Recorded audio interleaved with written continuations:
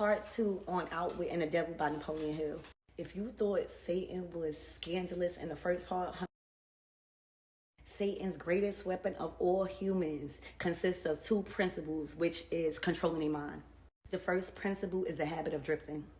A drifter is one who permits himself to be controlled and influenced by all circumstances outside of his own mind. Being influenced by social media, the government, politics, and all of that stuff. Even spiritual instructors. They have a lot of opinions, but they can never follow their own advice. Weak mind. One who's too lazy to think on their own and want to copy others. That's why he could take control over their mind and plant seeds of destruction, jealousy, and all of that stuff, because they too lazy to think. Honey, this is where it get real scandalous, because then he started attacking the children. So when and how the enemy first gained control over your mind, it's obtained while the person is still young. Satan goes after the youth first. He lays the foundation of the mind before birth through the manipulation of the parent's mind.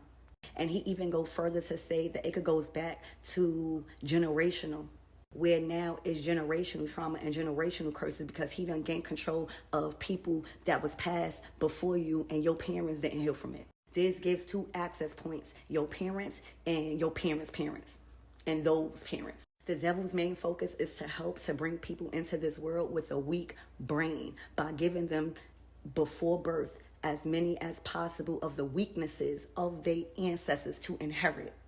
Once born, the devil starts making use of the environment. That's why you start seeing a lot of SA in a family. That's why you're seeing a lot of violence, greed, and all of that stuff. He started making use of the environment. This leads to absolute domination of the mind. He enters through the thoughts, which they believe it's their own thoughts. That's why you got to practice discernment. He tries his hardest on the kids through greed, lust, and porn, all of that stuff, before the parents know how to protect them and close that access point to the child.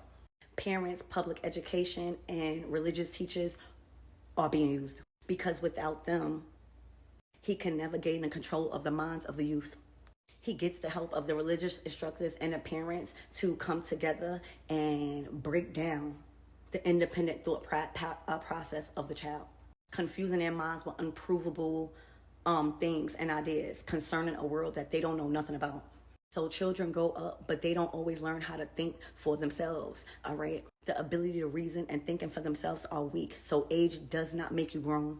He addressed them as animal of a lower intelligence. Y'all, everything is spiritual. Laziness, procrastination, lack, poverty, fear, your kids acting up, all of that is a part of spiritual warfare. It is not normal. He said he can't exist in the minds of those who think accurately. Guard your mind and guard your children. Tap in for part 3 if you want it in the comments.